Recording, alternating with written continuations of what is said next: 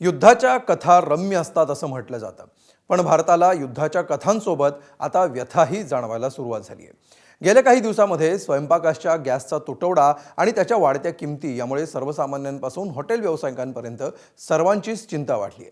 दुसरीकडे दरवर्षी मोठ्या प्रमाणावर निर्यात होणाऱ्या हापूस आंब्यासमोरचंही मोठं संकट उभं राहिलं आहे. या युद्धाचे प्रत्यक्ष वा अप्रत्यक्ष काय परिणाम होत आहेत याचा आढावा घेऊया या स्पेशल रिपोर्टमध्ये.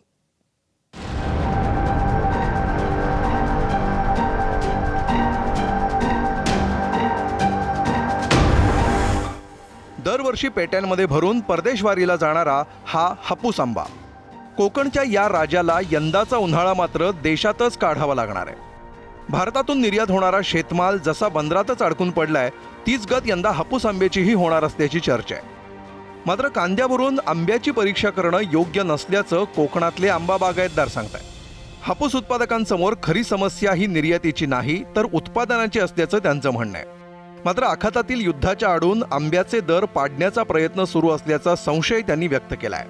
यावर्षी हापूस आंब्याचं उत्पादन कोकणामध्ये इतकं कमी आहे की ते आपल्या देशात सुद्धा पुरणार नाहीये. युद्ध जरी सुरू राहिलं आणि पुढील 1 महिना समजा जर युद्ध सुरू राहिलं तर या आंब्याच्या एक्सपोर्टवर फारसा परिणाम होणार नाही.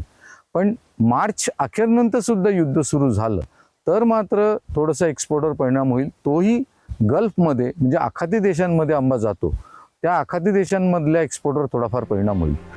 गेल्या वर्षीच्या तुलनेत यंदा आंब्याचं उत्पादन 80% कमी झाल्याचं उद्योगमंत्री उदय सामंतांनी म्हटलंय.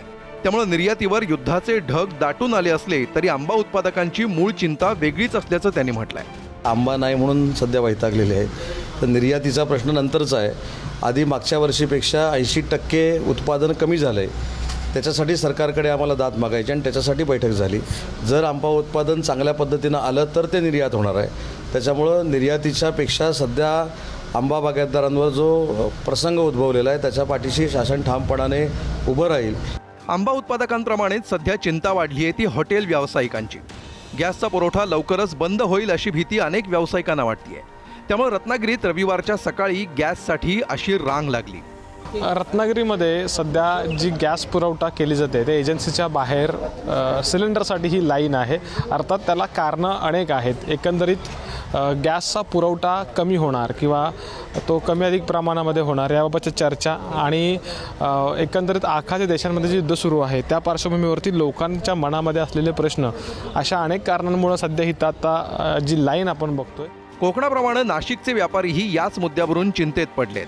त्यासाठी त्यांनी सोमवारी एक बैठक बोलावली आहे. गॅसचा पुरवठा बंद केला त्यामुळे तुम्ही खाद्यपदार्थांचे दर वाढवणार 100% किमती 100% वाढणार. काय कारण? 2 गोष्टी आहे ना. एक तर इंधन वाढलं म्हणजे गॅसचा रेट वाढले. दुसरी आहे ना, सरकारकडनं जे काही आता नवीन जे मार्च महिन्यात जे आम्हाला टॅक्स भरायला लागतो, फी भरायला लागते, याचे पण 15% फीमध्ये वाढ केली. वॅट 10% केला. असे सरकारने जे टॅक्स वाढवले त्याचा परिणाम सर्वसामान्य ग्राहकांवरच होणार. तर इराण अमेरिकेच्या संघर्षाच्या परिस्थितीत भारताचं धोरण चुकत असल्याची टीका काँग्रेसनं केली आहे. चुकीचं धोरण हे वाढत्या महागाईचं कारण आहे असं काँग्रेसला वाटतंय. कमर्शियल गॅस सिलेंडर आता भरूनच मिळणार नाही, पुरवठा बंद होईल. याचा अर्थ असा आहे की आता हॉटेल इंडस्ट्री पूर्णतः कोलॅप्स होईल, बंद होईल. तिथे काहीच होणार नाही. जशी कोरोनाचा काळ होता तशी ती परिस्थिती निर्माण होईल. आज डॉलर तर आभाळाला स्पर्श करतोय आणि तरी पण राज्यकर्त्यांना अजिबात लाज वाटत नाही की आपलं धोरण चुकते आहे, त्यावर दुरुस्त करावं. हे जर चिंता वाटत नसेल तर हिंदुस्थानची अधोगतीकडे वाट चालली आहे.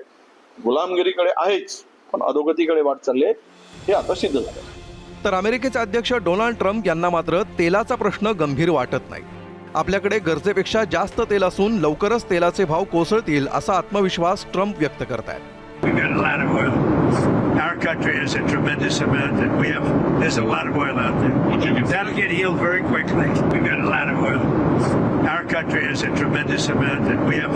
There's a lot of oil out there. That'll get healed very quickly. कांदा उत्पादक असोत, आंबा उत्पादक असोत किंवा हॉटेल व्यावसायिक, प्रत्येकाला वाटणारी चिंता आणि त्यामागची कारणं वेगवेगळी आहेत. मात्र यातल्या प्रत्येक घटकाला युद्धाच्या प्रत्यक्ष वा अप्रत्यक्ष झळा बसू लागल्यात. या झळा कमी करण्यासाठी सरकारकडून काय पावलं उचलली जातात याकडे आता सर्वांचं लक्ष असणार आहे. ब्युरो रिपोर्ट, ABP माझा. एबीपी माझा, उघडा डोळे बघा नीट.